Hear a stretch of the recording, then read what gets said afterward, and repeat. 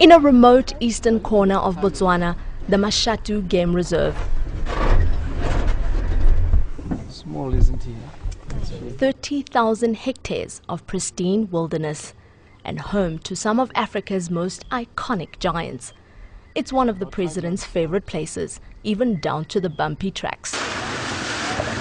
Yeah, but it's nice because you also have a good chance to see the animals. The roads are good and people tend to drive a bit faster and then you miss things. Exactly. He jokingly calls himself Africa's biggest conservationist and takes the protection of Botswana's wildlife very seriously, not least because it's the foundation of the country's appeal to international tourists. To some, the government has put the conservation of animals ahead of the rights of people. It's involved in a long-running dispute with the San people, a tribe of hunter-gatherers who have lived a nomadic existence for millennia in the huge Kalahari Game Reserve. Back in 2002, when Ian Khama was vice president, the government moved some 2,000 San from their ancestral lands.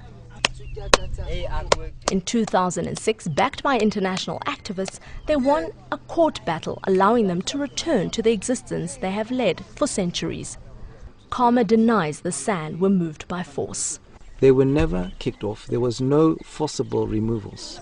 Khama says the San who have been relocated have been provided with housing and education at the state's expense.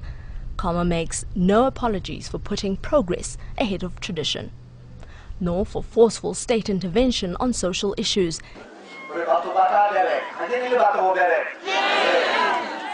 His and previous governments have declared war on AIDS, using diamond income to set up one of Africa's most extensive treatment programs.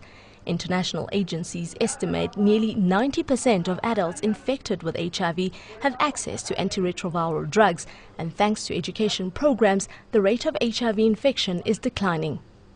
Now Khama is focused on the growing problem of alcohol abuse.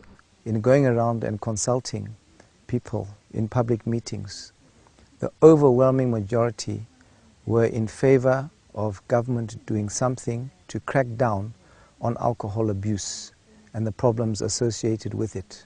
His government then slapped a 30% levy on alcohol and reduced trading hours for liquor outlets. Khama's initial plan was to impose a 70% levy, something he says may still be implemented in the future. Some said the moves were excessive. I'm not depriving them of their liberties because we haven't banned drinking. All we are saying to people is that, anything you do, do responsibly. So we've never even suggested there would be a total ban on alcohol consumption. That would then be depriving people of their liberties. And we know, and I admit it, that there are many other people out there who do drink responsibly. But then unfortunately there are those who don't. And when they don't, they affect the well-being, the welfare and the lives, including people losing their lives as a result of that irresponsible drinking. And that is what we are trying to curb.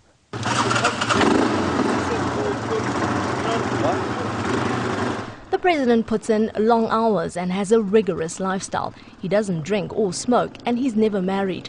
He says he would love to have kids but remains undecided about marriage because he does not want to embark on something that may fail. An interesting admission from a man who is used to success.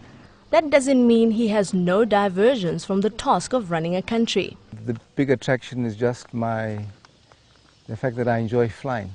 When I heard about these, I went onto the internet and got some pictures and information about these machines and decided to give it a try.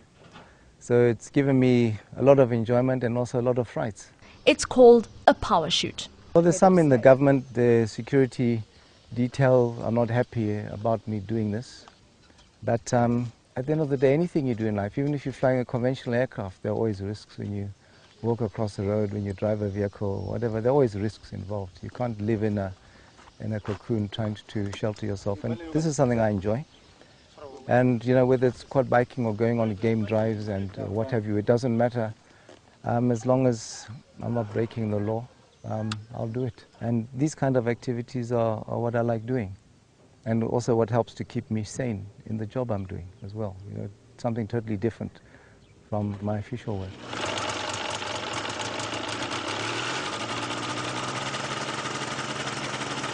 And after all, he won't be running Botswana for the rest of his life. There's a strict 2-term limit for presidents. I think it's important because one day you're no longer the head of state and life goes on. So I don't think that one should stop what one has been doing just because you're a head of state. You're a human being like everyone else, and there are certain things you enjoy. But I'm not talking about, ridiculous things that if you have to, of course, be conscious that people do expect you to behave in a certain way, and you can't just behave, any other way. But these kind of things, this is just sport and recreation that I do, and that's harmless. But barring accidents and given good health, Ian Khama is likely to be president of Botswana for the next 9 years. Plenty of time to make his mark on a country already hailed as Africa's Southern Star.